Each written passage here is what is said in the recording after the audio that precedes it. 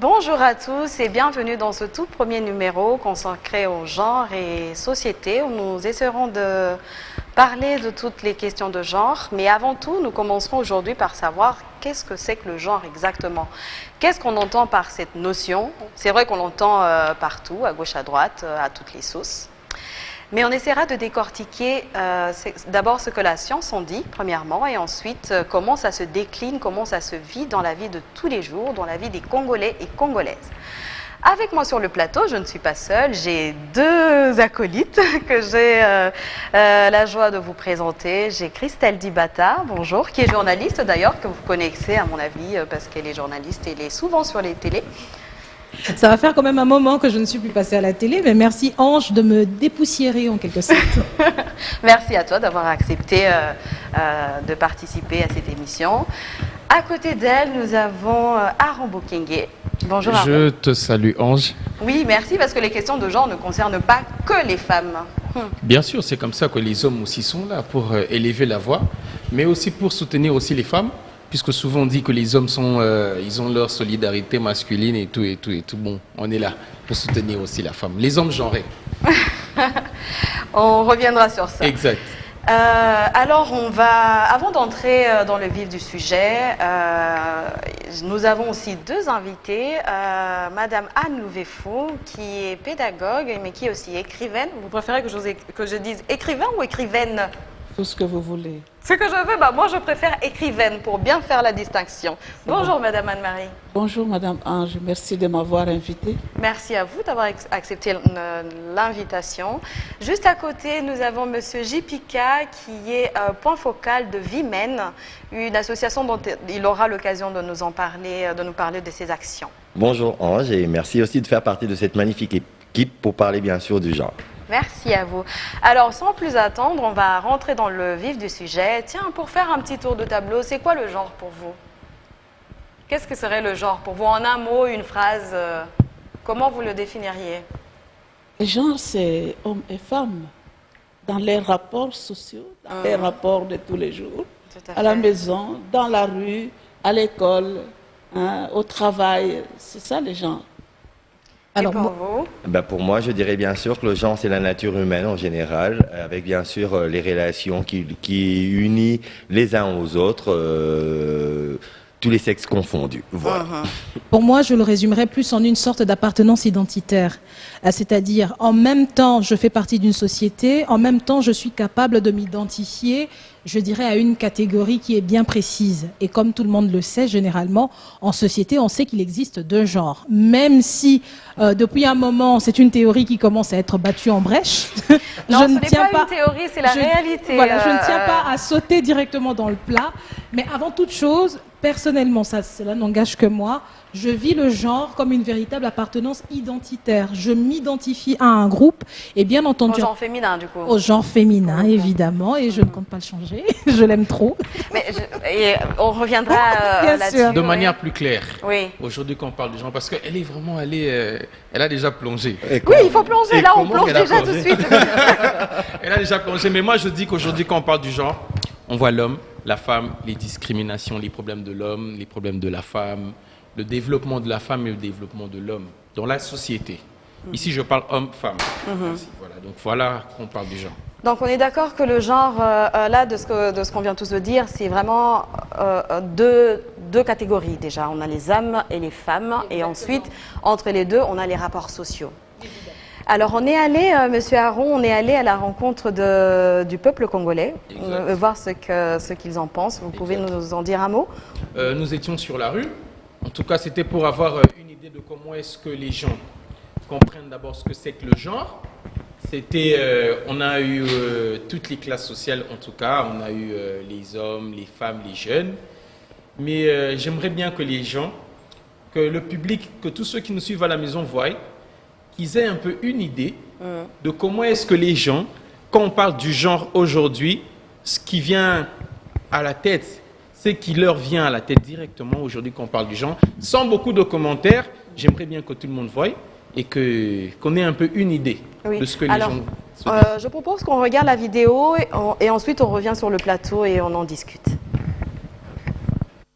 Bon, pour la makambo genre, et le belanga pena et le côté, na moi pena différence c'est ça té, donc nous c'est ça à l'égalité. Moi ça ça ndenge na ye mobile pena ndenge na mena ndenge bo solo to ça à l'égalité. Ba problème mo biso biba to kuta na ngo et dépendre na ndenge muto ke komi pesa et pas moi so ya lingi. Par exemple, et bandel na bino soki bo bandaki na ndenge malamu. Bo mi pesa ni confiance obi quand je vais m'engager, moi so to kozana e boyina mutu na mutu ayibi ndenge ko gérer makambo na ye. Ndenge nzambe akela mobali na mwasi selon Bible mobali aza likolo mwasi mais selon musala to ndenge moko parce que papa ozana musala te mama mususu aza musala suni mama problème tokutana nango tant que femme namonaka mingi ezala que eza bamisala mususu mwasi azala vraiment considéré te au moins moi si alinga s'est impliqué dans musuna musala boye walobi que non ils ont un muscle ils ont une force donc biso considérer biso comme si tous allons vraiment makasité moi c'est mbali bazandenge moté mi y a des choses et ça là que moi c'est mbali ba komandenge moko niveau intellectuel il y a une différence moroté moi c'est mbali bazandenge moko capacité à koluka musala et andenge moko c'est que l'homme fait les femmes aussi peuvent le faire donc il y a andenge moko. Quand on veut sauter, on peut partir chercher un travail au Luka Moussala et ça fait compte que là, au Luka Moussala, le patron veut sortir avec toi, juste pour t'abuser, pour nayo de père à Pesayo Moussala. Alors on croise beaucoup de difficultés dans le niveau social. En tout cas, pour Nanga, c'est l'homme à Kamwaja, Ndenge, Batubele, Bazolo Belake, moi, Sina Mobali, Eza, il y a l'égalité, Baza et le niveau Moko, en tout cas, pour Nangai, c'est faux. Atanzam, Tangwa. Salaki Mokili, Akelagina Mobali Liboso.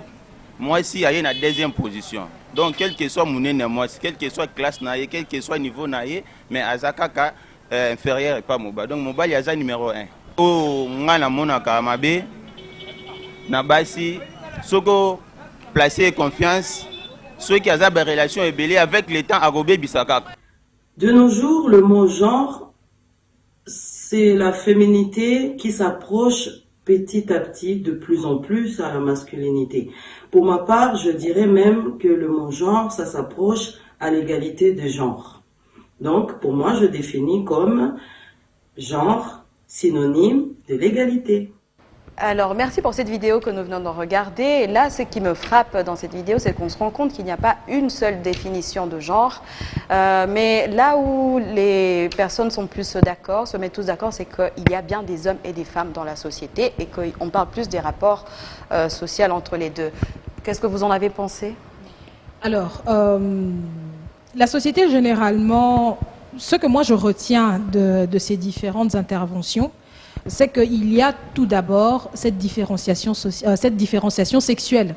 Quand on parle du genre, on voit tout de suite que l'on parle d'un homme, qu'on parle des hommes et des femmes. Et bien entendu, de par cette différenciation sexuelle, cela interagit directement, cela impacte directement au type de relation que l'on pourrait avoir entre un homme et une femme. Ce n'est pas pour rien qu'il y a une des intervenantes qui a souligné le fait que lorsqu'on va par exemple chercher du travail, le fait que vous apparteniez à à une référenciation sociale, que vous soyez homme ou femme, cela vous détermine automatiquement. Donc je pense que d'une certaine façon, la notion du genre, il y a la définition scientifique, mais là, il y a quand même la définition de la rue, mais qui retrouve quand même quelques similitudes. Mais en soi, justement, le genre, c'est plus une donnée sociale. Exact. Alors, ce qui est encore plus intéressant, c'est qu'on ne peut pas parler du genre sans parler du sexe. Exact. On a l'impression que c'est pas qu'on a l'impression, les deux se suivent. Parce que c'est à partir de ton sexe que l'on t'accole un genre particulier. Donc, je ne sais pas, madame, si vous pouvez nous éclairer là-dessus. Oui, merci. En tout cas, c'est un bon élément qui donne au moins la vision. Ce que les gens pensent du genre. Étymologiquement, le genre, c'est ce qui vous distingue de l'homme de la femme. Oui. Genre féminin, genre masculin. Tout à fait. Mais la société a évolué. Et à partir de cette distinction, on a créé, on a construit des situations, soit ça s'apparente uniquement à la femme, et soit c'est à l'homme. Donc, un peu, par exemple, l'autre qui disait là-bas, parlait lorsqu'il y a une activité qui demande de la force, du muscle, eh bien, on va chercher qui? On va chercher l'homme. Ouais. Hein? Une autre activité, eh bien, ça c'est vraiment bon pour la femme. Oui, justement, il y a des constructions sociales justement qu'on attend selon qu'on soit une femme ou un homme. Il y a des agissements, des actes, des comportements que l'on attend selon le sexe, en fait. Et dans la science, il y a deux courants principaux qui ont travaillé sur ces questions-là. Il y a un premier courant qui s'appelle le courant universaliste. Et d'ailleurs, c'est à partir de ces deux courants-là que les gens se positionnent. Alors, le courant universaliste, lui, il dit qu'il y a des différences entre les hommes et les femmes, mais que ces différences-là sont construites. Quelque part, on ne naît pas femme, on ne naît pas homme, mais on le devient. C'est un apprentissage, en fait, depuis le bas âge. Et je citerai même la phrase de Simone de Beauvoir, qui est reprise partout. On ne naît pas femme, qui est célèbre. On ne naît pas femme, on le devient. Dans Le Deuxième Sexe, qu'elle a écrit, un magnifique bouquin que je conseillerais aux gens de lire. Et ensuite, il y a un deuxième courant. Le deuxième courant, c'est le courant différentialiste. Ce courant-là, lui, il considère qu'il y a les différences et les différences sont innées. On est femme. On est femme, on ne le devient pas. On est en étant femme, on est en étant homme. Mais moi, je pense qu'il faudrait faire la différence de ce qu'on attend. Qu'est-ce que ça veut dire être femme? Qu'est-ce que ça veut dire être homme dans notre société actuelle? Si je puis intervenir, je dirais peut-être en survolant à travers bien sûr le reportage que nous venons de suivre, nous sommes plus dans ce courant différentialiste. Oui. Ouais, avec bien sûr les différentes strates, les différentes couches de la société congolaise que vous avez pu avoir à interviewer. Donc vous pensez qu'on est femme? Non, vous êtes né homme? Premièrement, oui. Je pense que je suis né homme parce que nous sommes dans ce même courant. Par rapport au fait que déjà, la définition d'être homme ou d'être femme, c'est par le sexe de naissance, automatiquement, et pas par l'imagination ou l'idée qui nous vient en tête, déjà physiologiquement parlant, donc de par ma nature naissante, déjà à ma naissance, on me dit que si je suis un mâle, je suis une femelle. Si on était bien sûr apparenté aux animaux, parce que c'est comme ça, c'était un peu. Le terme tient, vous êtes mâle ou femelle? Mâle ou femelle. Et ça ne veut pas dire que je nais avec un sexe mâle ou bien je nais avec un sexe d'homme. Et après, on me dit que non, je suis une femme. Avec un vagin et autres, et les hommes naissent avec le pénis et tout ce qui va avec. Mais ici, le souci, c'est que le genre, lui, c'est une donnée sociale qui est collée à toi selon ton sexe. Donc, être né une femme, actuellement dans notre société, quand on dit qu'on est une femme, ça veut dire quoi être une femme? Est-ce que ça veut dire juste avoir les attributs féminins, les organes génitaux féminins, donc le sexe qui va avec et tout ça, et les seins? Non, mais moi je crois que c'est juste savoir balayer, être gentil, être souriante. Pas du tout. Depuis, ça ne veut pas dire être femme. Depuis plus de 3 décennies déjà, pour parler de la République démocratique du Congo, je crois qu'avec l'émancipation de la femme, avec tout ce mouvement de courant genré, je crois que et d'égalité de sexe qui est déjà prôné, et bien que c'est pas un problème. Attendez, vous permettez, ce n'est pas un problème qui se décrit seulement en République démocratique du Congo, même dans les pays, c'est partout dans le monde. Alors laissez-moi vous dire que déjà, pour parler de ce problème de genre, en ce qui concerne mon appréhension, je me dis que la ressemblance, l'unicité du genre, c'est bien sûr au niveau bien sûr de la tête, de la réflexion et aussi de l'éducation. Oui, juste au niveau de ces 3 niveaux. Oui, Aaron. Ouais, mais aujourd'hui déjà, puisque nous sommes dans cette question du genre, j'ai quelques questions à poser à Madame l'écrivaine qui est là.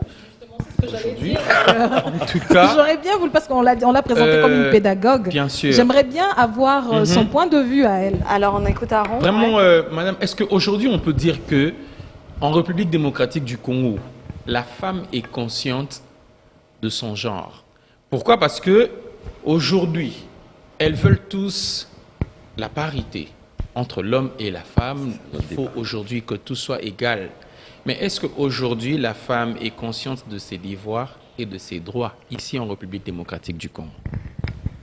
Merci, mais je pense qu'il y a d'abord ce qu'il faut savoir, c'est que le genre il y a la partie naturelle. Et puis, il y a l'acquis. Ce que la personne acquiert quand il vient au monde. Ce que la société a préparé pour lui.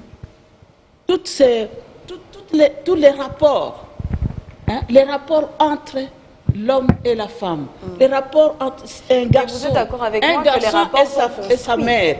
Les rapports entre les garçons et sa mère. Les rapports entre le papa et sa fille. Hein? Tout ce qui tourne autour de ces rapports, ce sont des constructions. Ça, c'est de l'acquis. Oui. Et l'acquis, ici, en principe, le problème qui se pose, il faudrait que l'acquis soit, pour ce qui ne sert pas la femme, que ça soit déconstruit. Mais le naturel reste. Voilà. On reste naturel. Le naturel reste. Mais en fait, vous permettez? Oui, allez-y. Oui, ça veut dire que le naturel reste. Le sexe ne change jamais. Non, ça veut dire naturellement.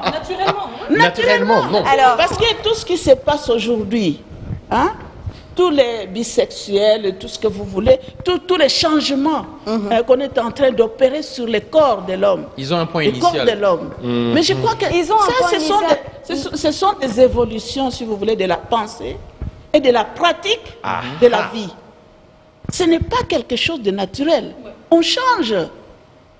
Et ça, on ne peut pas le mettre ici. Je crois que lorsqu'on parle du genre, au départ, hein, on ne peut pas mélanger les tout. Ce qui vient, ce qui suit l'évolution de la pensée, de la philosophie, hein, là, c'est un autre problème. Voilà. Mais si l'on doit parler du genre, donc de ces rapports sociaux, oui. Hein, de ces rapports qui collent à notre peau, qui se mélangent, si vous voulez, qui sont en symbiose avec la coutume.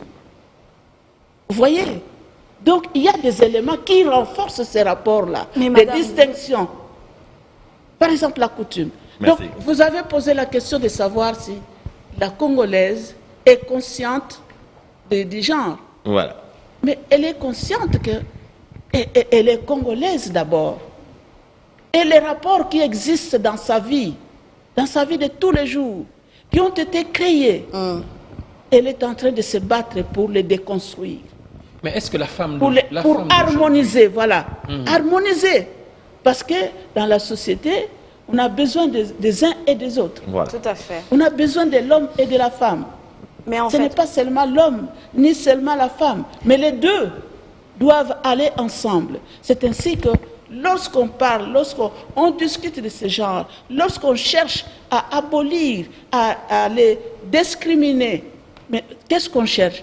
À harmoniser les rapports entre l'homme Je laisse la parole à ma comment on va harmoniser moi, je pense qu'il est très difficile d'harmoniser. Bon, c'est vrai j'espère qu'on y arrivera, d'harmoniser les rapports, parce que déjà, à la base, c'est un rapport qui est discriminant, qui n'est pas égalitaire. Je suis pas d'accord. Souvent, on fait... Non, souvent, on fait... Allez-y, mais je suis pas d'accord. On déplace un peu les débats quand on parle du genre. On dit, oui, les hommes sont forts et que les femmes sont faibles. Là n'est pas le débat. Le débat est que c'est sur base du fait qu'on soit une femme, on nous accorde des choses qui sont discriminantes. Ce n'est pas parce que je suis une femme que vous êtes un homme qu'il faut que vous soyez au-dessus de moi. Non, vous voyez. Et du coup, on déplace un peu souvent le débat comme ça en disant mais non, mais vous êtes faible et tout ça. Alors que... J'ai très bien suivi Madame Anne-Marie. Et j'avoue qu'elle a vraiment, elle a vraiment apporté un véritable coup de projecteur. Pour dire que normalement, au stade où nous en sommes, effectivement, nous avons atteint un stade de déconstruction sociale. C'est-à-dire, par rapport à ce que tu as dit, le fait d'appartenir à un genre ou à un sexe, la société a construit, des limites qui, petit à petit, nous sommes amenés justement à briser en même temps. Mais ces limites-là que nous sommes en train de briser n'influencent en rien notre appartenance naturelle. Tout à fait. Le fait que vous soyez une femme aujourd'hui... Oui, mais déjà, c'est quoi être une femme, en fait? Vous verrez que les définitions que vous allez me donner, ou être un homme, je voudrais bien revenir reviennent sur le social. Non, mais attendez, avant de revenir à dire c'est quoi une femme, c'est quoi un homme, pour surenchérir sur ce que peut-être... sur ce que Madame Christelle est en train de dire sur ce plateau et renchérir sur ce que Madame Anne-Marie a dit, je veux revenir à la société ancestrale parce que vous avez dit, vous avez cité quelques phrases disant bien sûr que quand on parle de la femme, c'est toujours de manière discriminante dans la société africaine. Dans les rapports, oui. Dans les rapports, bien parce qu'il y a toujours un rapport de force. Laissez-moi, vous avez aussi, pas insinué, vous avez aussi dit clairement que dans la société elle est évolutive. Et dans cette évolution, revenons d'abord dans notre société ancestrale. La place de la femme n'était pas la moindre. La place de la femme n'était pas la moindre non plus. Pourquoi? Parce que la femme était non seulement la garante du foyer, mais laissez-moi vous dire, dans les sociétés patriarcales, par exemple, l'initiation masculine tenait de la tata moissie, de la tata, qui avait une place de droit. Et quand son frère, qui chef de son foyer, et chef même d'une société quelconque, d'un village, permettez, devait prendre parole, il y avait le consensus avec le membre de sa famille dont faisait partie la place intégrer la place puissante de la femme. Donc pour dire que non, la femme, depuis nos aïeux, dans la société africaine, a toujours une place prépondérante. Mais plus en privé qu'en public. En public, peut-être dans la stratégie privée, tout ça. Mais lorsqu'il s'agit d'être sur le devant de la scène, ou lorsqu'il faut prendre des grandes décisions, même dans les sociétés ancestrales, on ne recourait pas forcément. C'était pas elle qui avait le dernier mot. Et il y avait une raison à cela. Ça dépend aussi. Hein. Oui, ça dépend aussi. Nous avons eu des sociétés polyandriques. Oui. Est-ce que vous imaginez une société polyandrique et où c'est la femme qui choisit l'homme, oui. Ses différents partenaires et c'est elle qui décide. N'était-ce pas une puissance devant la voie publique? Pourquoi? Parce qu'en les choisissant, elle ne les choisissait pas pour les garder. Monsieur JPK, est-ce qu'aujourd'hui, vous pouvez nous donner la situation actuelle du genre ici en République démocratique? Merci. Voilà. La situation actuelle du genre en République démocratique du Congo, à ce jour, elle est ramenée par rapport bien sûr à ce brassage, parce que n'oublions pas que nous avons plus de 444 ethnies avec leurs particularités culturelles et qui sont tenues de pouvoir vivre en symbiose sur un territoire de 2 345 000 km². Et cette vie mixée, polyglotte, cosmopolite, a eu des brassages et a pu ramener, pour revenir à ce que vous étiez en train de dire, ramener la femme au second plan pour ceux qui le pensent ainsi, sans vouloir comprendre certaines origines. Et en ce moment, par rapport à l'intellectualisme qui se vit déjà dans notre pays depuis l'accession à l'indépendance, à ce jour, puisque nous parlons de ce jour, nous avons au moins un pas de géant par rapport à la place de la femme dans la société active congolaise. Bien que cela se doit d'être encore plus, se doit d'être plus probant, ce qui est la situation mondiale pour la place, bien sûr, de cette femme active dans la société du monde, je peux dire que la place de la femme est reconnue, peut-être pas à 100%, mais nous avons déjà un bond de géant qui arrive à un pourcentage assez conséquent, mais avec un problème où la communication, l'éducation, parce que j'ai parlé de 3 points dans mon introduction, la communication, l'éducation et le 3e point, je l'ai peut-être oublié, mais ça va toujours, ça va ensemble. Ouais. L'environnement se doit de pouvoir encore faire un effort pour que cette place surtout au niveau de l'éducation, à mon sens. Surtout au niveau de l'éducation, raison pour laquelle, en tant que vie humaine, c'est la lutte que nous faisons pour attirer cette attention, d'abord des hommes genrés, et aussi des... Ça veut dire quoi, ça, les hommes genrés? Les hommes genrés, en fait, ce sont les hommes de sexe masculin. Ça ne veut absolument rien dire. Non, ça veut dire un truc. Pourquoi? Parce que quand il y a des femmes... Est-ce que si on dit la femme genrée, ça a un sens? Non. Bon, oui. Pourquoi est-ce que ça n'aurait pas de sens? Écoutez, pourquoi? Parce que quand on parle de hommes genrés, c'est par rapport au fait que, vu que les femmes se plaignent du fait qu'elles sont relayées au second plan. Mais c'est pas qu'elles se plaignent, j'ai pas fini. Mais permettez. Je pense qu'il faudrait vraiment la réalité. Je pourrais finir. Les hommes genrés, en fait, ce sont les hommes qui prennent la part des femmes par rapport aux problématiques féminines, à leur discrimination dans le genre. Voilà. Oui, madame. Concernant la situation actuelle du genre en République démocratique du Congo, que pouvez-vous dire de la situation actuelle du genre? Oui, je pense qu'il ne faut pas être trop pessimiste par rapport à ce qu'on voit. malgré la situation présente, les contextes actuels, la femme congolaise a fait de bons dans le cadre donc de son émancipation.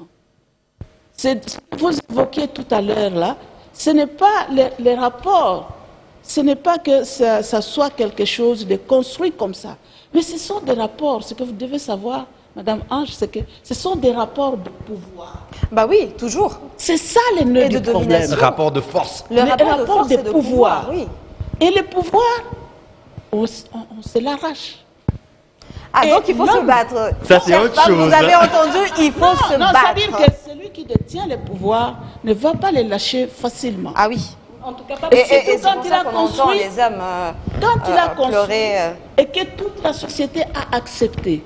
Il y a des choses que la société admet. Il y a d'autres qui n'admettent pas. Il admet parce que c'est comme ça. Vous avez suivi dans l'élément, hein, du point de vue de la Bible, la femme, l'homme est au-dessus de la femme. Vous voyez c'est une autre thématique qu'on aura l'occasion de traiter dans cette émission. Donc aujourd'hui, on peut dire que... Il y a des évolutions.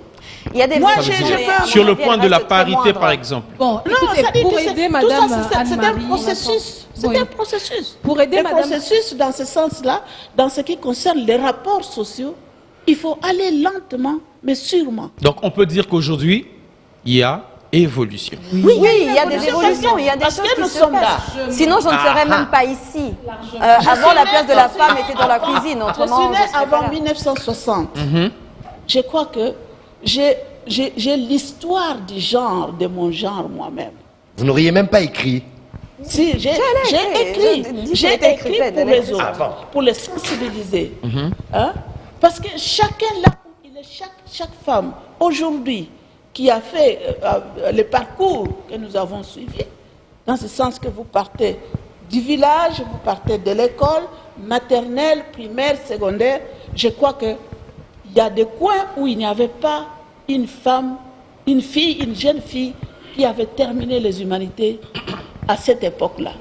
Exact. Et quand on arrive aujourd'hui, combien terminent les cycles longs? Combien terminent les primaires? Allez dans certains coins de la République, les filles, même le nombre de filles même dépasse celui des garçons à l'école. En dehors de ça, on a occupé certains postes. Et la femme peut prendre la parole, peut parler, pour s'exprimer. Là, je vois les hommes dire pour moi, ça, c'est juste l'exception qui confirme la règle. Non, on n'y est pas encore. Regardez, dans notre pays, on n'a aucune femme gouverneuse. Je sais non, mais il y en a eu. Maman Zouzou Ambombo, elle était gouverneure. Vous me citez un ou deux, trois noms. Ce sont des exceptions qui confirment la règle, je pense. C'est un processus. C'est un processus, ça évolue, mais dans les précédentes élections, il n'y en a aucune. Bon, mais il y en a eu combien dans la cour? Je ne dis pas que le cas congolais est un cas exceptionnel. Quand je regarde les États-Unis, plus de 200 ans. Non, là on parle de notre pays à nous. Bien entendu, effectivement, il y a d'autres difficultés dans d'autres pays. Pour dire que c'est un problème qui se rattache un peu, qui s'attache à la femme dans toutes les sociétés. Oui. On a un pays qui a plus de 200 ans d'indépendance, qui diffuse la démocratie à travers le monde, mais qui a été incapable de voter une femme. Et en plus, le comble, c'est que si on se base sur le vote populaire, c'est Hillary qui était passée. Mais quand il s'agissait maintenant des grands électeurs, qui, rappelons-le, sont majoritairement constitués d'hommes, ils ont dit non, ils n'étaient pas prêts à ça. Moi, je me dis, on ne peut pas non plus nier tout ce qui s'est passé, je dirais vraiment des pas de géant qui ont eu lieu dans l'évolution de la femme. Par exemple, la suppression de l'autorisation maritale. Vous imaginez bien, pour avoir un travail, on avance avec même celui que vous connaissez. Nous en avons souffert. Tu vois ce que c'est? Bon, il y a des noms qui sont dessus. L'autorisation maritale, moi je me dis, ça a vraiment été, je dirais, ça a vraiment été une reconnaissance du genre, vraiment de la lutte du genre dans l'évolution professionnelle. Parce que imaginez-vous que pour avoir un compte en banque, madame devait avoir de son mari, ceci, pour cela, travailler, effectivement, pour les choses voyager, heureusement d'ailleurs. et même pour posséder un passeport. Ah bon? Oui, pour posséder un passeport, il fallait brandir l'autorisation maritale. Donc je me dis que on est. Mais tout ça pourquoi? Juste parce que c'est une femme. Ange. Juste parce que c'est une femme qu'on a C'est-à-dire que nous sommes passés d'une phase d'infantilisation sociale. Bon, c'est vrai qu'aujourd'hui on est un peu adolescente. Hein. Non, j'ose pas. Non, je crois pas. On a vraiment évolué. C'est-à-dire que nous avons vraiment, on s'est affranchi de cette infantilisation. Parce que je ne peux pas comprendre. Moi-même, j'ai eu mon passeport à, je crois, à 19 ans ou 18 ans. Et sans autorisation. Sans autorisation. Ah ben alors c'est déjà un bon j'avais début. pas de lecteur. Ben oui, voilà, effectivement, les choses évoluent. Encore heureusement. Et la preuve. Mais il reste toujours, moi, à mon sens, on est peut-être à 20% de l'évolution. D'accord, non. Parce mais que c'est déjà ça. Vous permettez. C'est déjà ça. Vous permettez. Pardon, si je peux. et juste pour dire que si on est à 20% d'évolution, figure-toi que c'est seulement en 2018 ou en 2017 que les femmes iraniennes ont eu l'autorisation de conduire. Donc, oui, mais moi je ne parle pas des autres, je parle de notre société à nous, je suis congolaise. Parlons du Congo. Pour dire qu'on évolue. Juste s'il vous plaît, je propose qu'on regarde une petite vidéo. S'il vous plaît. Ok, allez-y. Bien avant, parlons déjà des années 80, avec le Zaïre. Nous sommes encore au Zaïre. Là, nos comités centrales, les nombres de femmes étaient à compter sous les bouts de doigts. Nous quittons le Zaïre, nous revenons au Congo. On voit la femme qui prend encore une autre place et ça commence à évoluer. En sautant encore l'étape. On arrive avec JKK, Joseph Kabila Kabange, précédent. Les femmes continuent à gonfler la strate politique. Attendez. On devrait aller comme ça, mais effectivement, raison pour laquelle nous parlons d'évolution. Raison pour laquelle nous parlons d'évolution. Et n'oublions pas aussi, vous parlez des genres, du genre, et nous parlons seulement de la femme.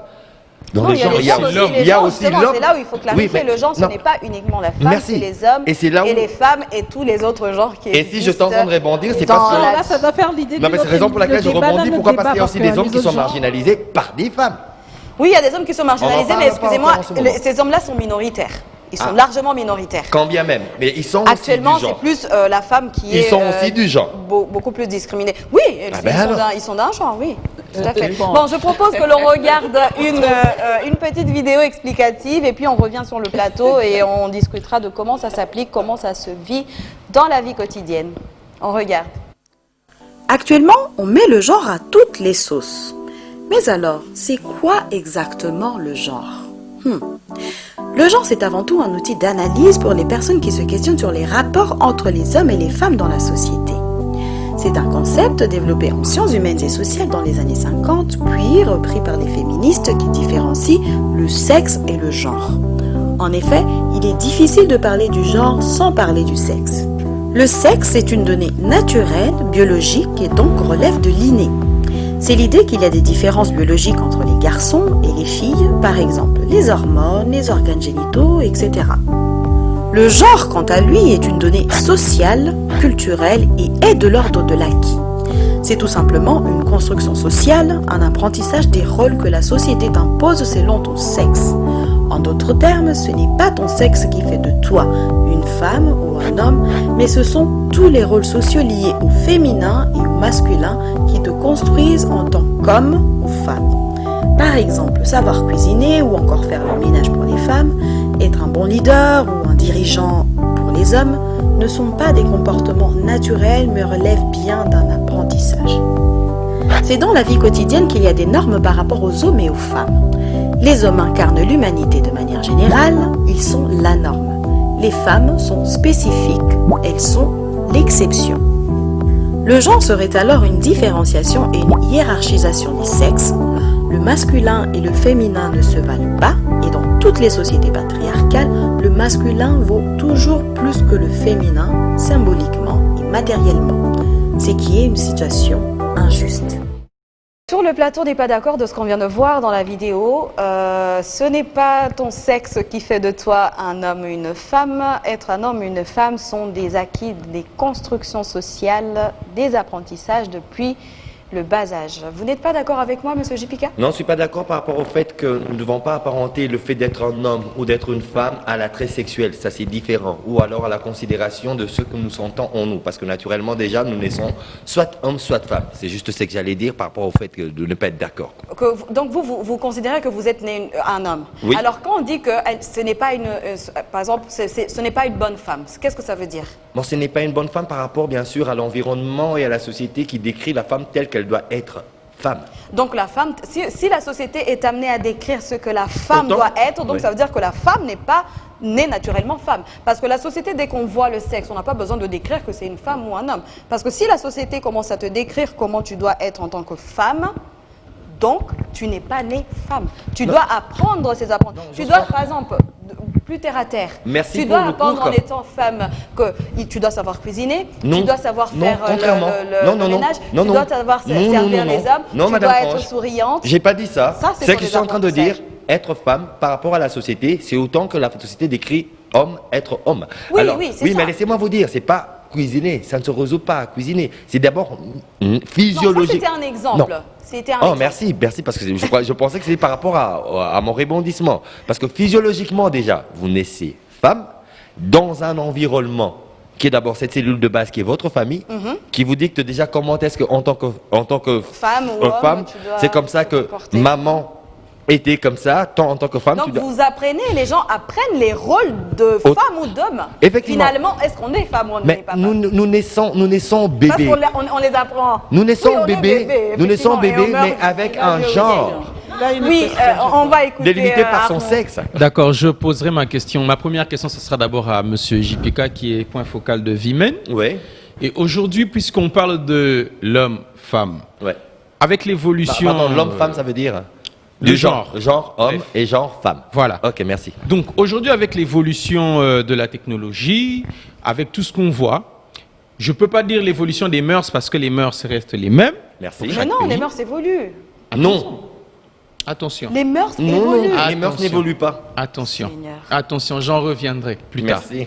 Donc, aujourd'hui, il y a des hommes qui naissent hommes, donc vous êtes d'accord avec moi? Oui. Qui naissent avec un pénis. S'il faut le dire, oui. Non, il faut le dire. Voilà. Des bips, hein. Voilà. Il y a des hommes c'est le nom scientifique qui naissent de la machine. hommes et des femmes qui naissent femmes. Donc, il n'y a plus de modification après. Est-ce que vous êtes d'accord avec nous?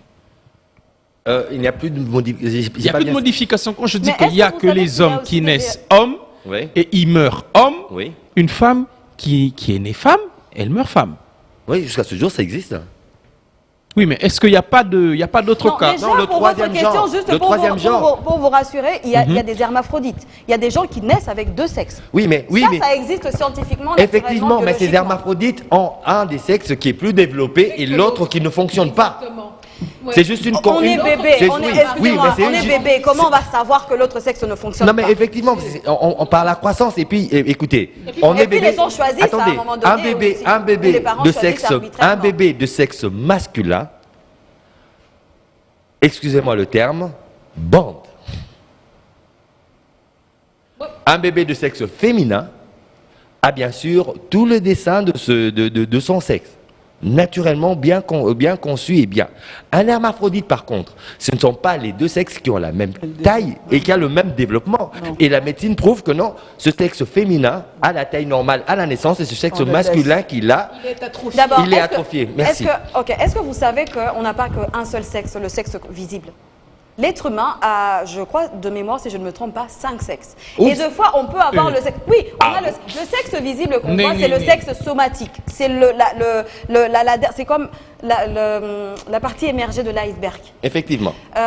J'aurais tellement aimé avoir un sociologue nous sommes dans le genre. On a le sexe chromosomique, on a le sexe somatique, donc la partie visible. On a le sexe qui se développe dès l'embryon et ensuite qui évolue dans le temps. Ça fait qu'on peut avoir le sexe chromosomique Donc XY pour les hommes. On va revenir en biologie. Justement, je reviens au naturel parce qu'on donne souvent des références naturelles pour parler des femmes et des hommes. Mais est-ce qu'à part l'homme et la femme, il n'y a pas d'autre sexe? On peut avoir un sexe interne chromosomique qui n'a rien à voir avec le sexe somatique, c'est-à-dire le sexe final. Madame, ça fait qu'à un moment donné, il y a des troubles. Je voudrais répondre. Femme, je crois qu'on va bientôt pas chuter. un autre sexe? Il n'y a pas de sexe intermédiaire.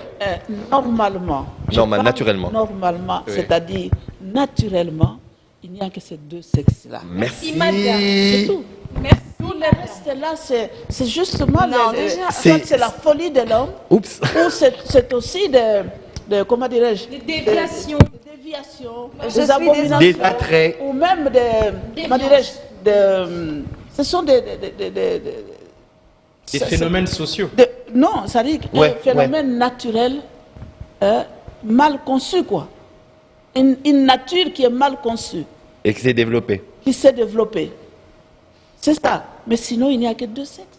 Normalement, vous savez, naturellement. Madame, la science, les médecins et autres qui nous ont dit qu'il n'y avait que deux sexes parce qu'eux-mêmes, souvent, on a la vision binaire. Je crois que ça, c'est un sujet. Voilà, c'est un sujet. Parce qu'on a la vision binaire souvent des choses. On pense que les choses vont toujours de pair, soit naturelles ou culturelles, biologiques et autres. Mais les choses ne sont pas toujours deux. Il n'y a pas toujours un sexe, le sexe féminin et les sexes masculins. Moi, je reste d'avis. En me basant même sur la théorie de l'évolution, si on doit y revenir, même si je n'y crois pas, mais je me dis toujours, comme Madame Anne-Marie l'a dit, effectivement, il n'y en a que deux. Parce que si dans la théorie de l'évolution, j'imagine bien quand nous sommes passés de poissons, on est passé de quoi? De batraciens à poissons, jusqu'aux mammifères et autres, jusque-là, on n'en a eu que deux. Il n'y a eu que deux sexes. Et quand bien même un être humain ou un tout autre animal naîtrait avec les deux sexes, il y en a toujours un qui est proéminent et l'autre qui est atrophié. Voilà. Pour ce qui est du reste, Madame l'avait très bien spécifié, c'était, je dirais, l'évolution de la pensée de l'homme. C'est de se dire qu'au-delà de un, en fait, oui, au-delà, c'est même lorsque vous suivez ce film avant-gardiste ici, Lucie, ou quand c'est une dame là qui, bon, soit c'est pas important, mais à un moment, elle le dit que l'homme a tout réduit à son échelle. C'est-à-dire à l'échelle du 1 ou du binaire. Mais je me dis, en regardant, même lorsqu'on regarde la nature, tout a toujours été effectué par deux. Donc, voilà. Parce que c'est qu'elle veut parler du LGBT qui est un autre genre. Je fais fi de ce que vous venez de dire. Merci. Ça vaut mieux. Oui. On va aller un peu rapidement vers la fin. On tend vers la fin. Malheureusement, nous avons énormément encore des choses à se dire. Exact. Heureusement, nous allons avoir d'autres émissions. Alors, on va prendre votre mot de la fin, peut-être? Malheureusement. Oui. Bon, le mot de la fin, malheureusement, comme vous le dites, heureusement que vous avez toute une série d'émissions que vous organisez. Oui. Moi, je vous dis que vous avez la responsabilité d'actualiser les choses.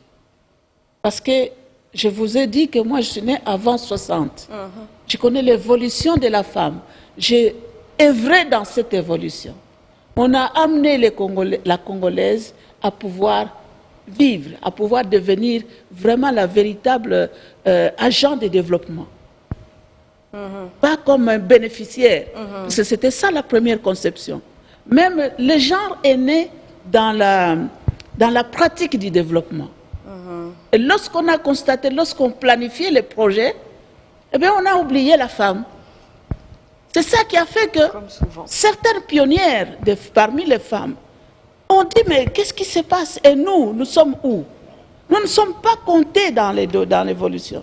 Donc, c'est ça qui a fait que les choses puissent être boostées pour qu'on arrive à réfléchir. Parce que c'est la réflexion qui précède la pratique. Tout à fait. Oui, et voilà. pour JPK, merci Madame. Alors moi, par rapport à ce premier numéro, qui est peut-être le premier, peut-être pas le dernier, en tant que point focal Women Kinshasa, le seul message que je veux adresser à toutes les femmes qui me suivent en ce moment et à tous les hommes aussi de la République démocratique du Congo.